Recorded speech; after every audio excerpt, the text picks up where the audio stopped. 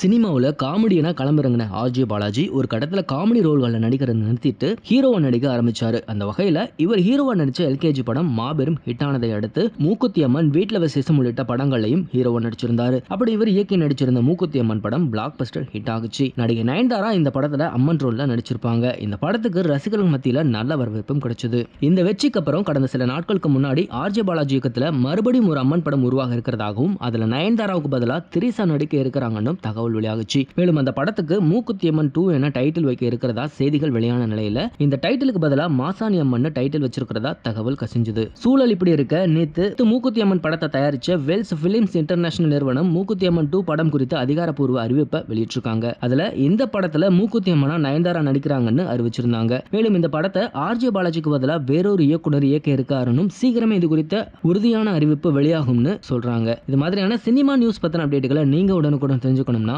மறக்காம நம்ம cine model சேனலை சப்ஸ்கிரைப் பண்ணிக்கோங்க.